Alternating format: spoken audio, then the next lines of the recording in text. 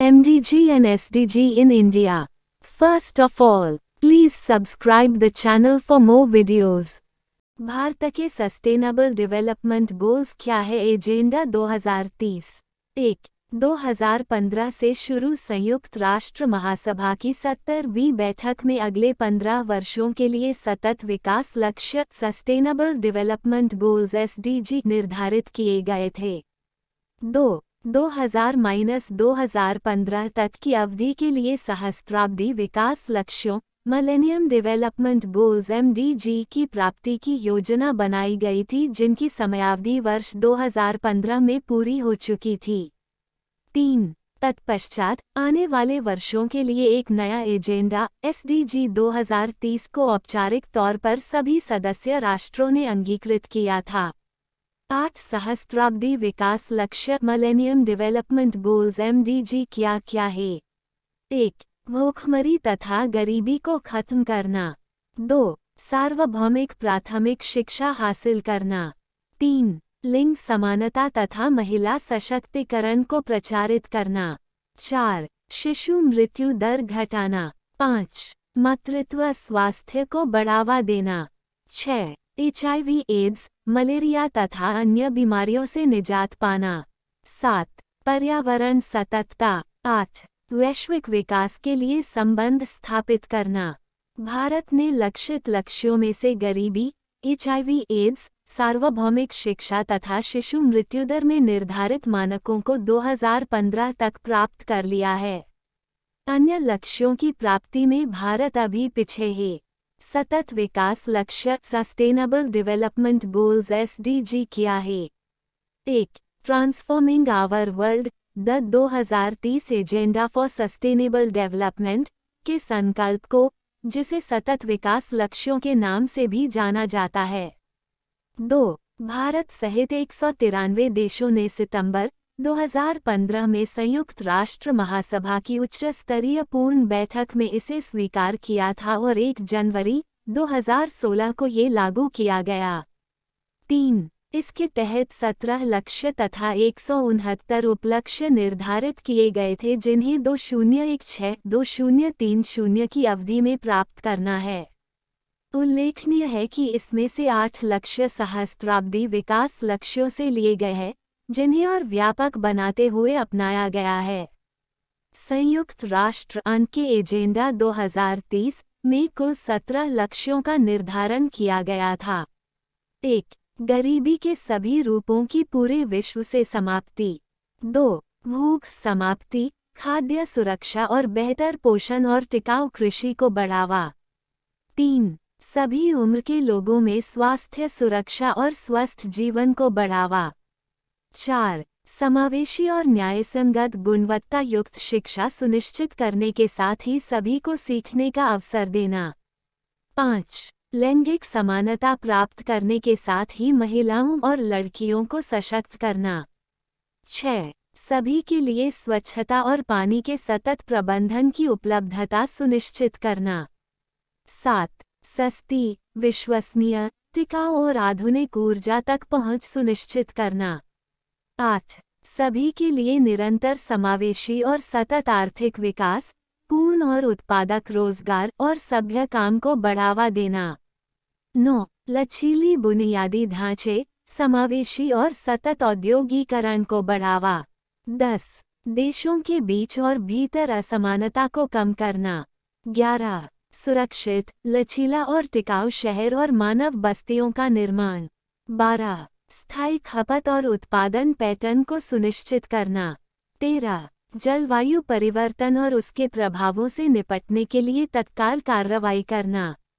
14. स्थायी सतत विकास के लिए महासागरों, समुद्र और समुद्री संसाधनों का संरक्षण और उपयोग। 15. सतत उपयोग को बढ़ावा देने वाले स्थलीय पारिस्थितिकी प्रणालियों, सुरक्षित जंगलों और जैव विविधता के बढ़ते नुकसान को रोकने का प्रयास करना। 16. सतत विकास के लिए शांतिपूर्ण और समावेशी समितियों को बढ़ावा देने के साथ ही सभी स्तरों पर इन्हें प्रभावी, जवाबदेही बनाना ताकि सभी के लिए न्याय सुनिश्चित हो सके। 17. सतत विकास के लिए वैश्विक भागीदारी को पुनर्जीवित करने के अतिरिक्त कार्यान्वयन के साधनों को मजबूत बनाना। एजेंडा 2030 के संदर्भ में भारत की प्रगति। 1. भारत लंबे अरसे से सतत विकास के पथ पर आगे बढ़ने का प्रयास कर रहा है और इसके मूलभूत सिद्धांतों को अपनी विभिन्न विकास नीतियों में शामिल करता आ रहा है। 2. भारत सरकार की विभिन्न योजनाओं के अंतर्गत एजेंडा 2030 के एक महत्वपूर्ण लक्ष्य गरीबी दूर करने के उद्देश्य पूर्ति के लिए सबसे निर्धन वर्ग के कल्याण को प्रमुखता दी गई है। 3. सरकार द्वारा कार्यान्वित किए जा रहे अनेक कार्यक्रम सतत विकास लक्ष्यों के अनुरूप हैं, जिनमें मेक इन इंडिया, स्वच्छ भारत अभियान, बेटी बचाओ बेटी पढ़ाओ, राष्ट्रीय ग्रामीण पेयजल कार्यक्रम, राष्ट्रीय स्वास्थ्य मिशन, प्रधानमंत्री आवास योजना ग्रामीण और शहरी दोनों, प्रधानमंत्री ग्राम सड़क योजना, डिजिटल इंडिया, दीनदयाल उपाध्याय ग्राम ज्योति योजना, स्किल इंडिया और प्रधानमंत्री कृषि सिंचाई योजना शामिल हैं। 4. इसके अलावा अधिक बजट आवंटनों से बुनियादी सुविधाओं के विकास और गरीबी समाप्त करने से जुड़े कार्यक्रमों को बढ़ावा दिया जा रहा है। भारत की प्रगति का आकलन। 1. केंद्र सरकार ने सतत विकास लक्ष्यों के कार्यान्वयन पर निगरानी रखने तथा इसके समन्वय की जिम्मेदारी नीति आयोग को सौंपी है। सांख्यिकी और कार्यक्रम कार्यान्वयन मंत्रालय को संबंधित राष्ट्रीय संकेतक तैयार करने का कार्य सौंपा गया है। 2. सांख्यिकी और कार्यक्रम कार्यान्वयन मंत्रालय द्वारा संयुक्त राष्ट्र आर्थिक और सामाजिक परिषद द्वारा प्रस्तावित संकेतकों की वैश्विक सूची से उन संकेतकों की पहचान करना, जो हमारे राष्ट्रीय संकेतक ढांचे के अंतर्गत अपनाए जा सकते हैं। 3. इससे जो परिणाम प्राप्त होंगे उससे स्वैच्छिक राष्ट्रीय समीक्षा प्रक्रिया में उपयोग किया जाएगा। यह विचारणीय है कि भारत इसकी प्रमुख उपलब्धियों जैसे स्वच्छ भारत, वित्तीय समावेशन आदि को उजागर करेगा। 4. सरकार पहले ही मौजूदा कार्यक्रमों और नीतियों की पहचान कर चुकी है जिन्हें सतत विकास लक्ष्यों के अंतर्गत विभिन्न लक्ष्यों से संबद्ध किया गया है। सरकार ने स्वैच्छिक राष्ट्रीय समीक्षा के लिए नागरिक समाज से भी सुझाव मांगे हैं। 5. परंतु ये स्पष्ट नहीं है कि नागरिक समाज संगठनों CSO के ये सुझाव सरकार की रिपोर्ट का हिस्सा होंगे अथवा नहीं। 6. स्वैच्छिक राष्ट्रीय समीक्षा प्रक्रिया एक और सतत विकास लक्ष्यों की प्राप्ति के संबंध में की गई प्रगति के आकलन का एक उपयुक्त मंच है, लेकिन वर्ष 2016 की समीक्षा में सरकार ने यह बड़ा चढ़ाकर दर्शाने का प्रयास किया था।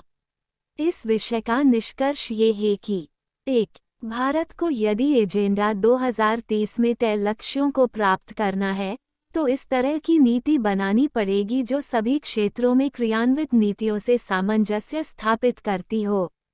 2. साथ ही प्रशासनिक एवं छोटे स्तर पर इन नीतियों के क्रियान्वयन हेतु सामंजस्य तथा भागीदारी पर ध्यान देना होगा। 3. गौरतलब है कि हम सहस्त्राब्दी विकास लक्ष्यों को वर्ष 2015 तक नहीं प्राप्त कर सके थे, तो इसका मुख्य कारण ये था कि इन लक्ष्यों को हासिल करने के लिए तय नीतियों का क्रियान्वयन सशक्त नहीं था। 4. सतत विकास के लक्ष्यों को यदि हम 2030 तक प्राप्त कर लेते हैं तो भारत एक विकसित तथा समृद्ध राष्ट्र बन सकता है। Thank you for watching the video.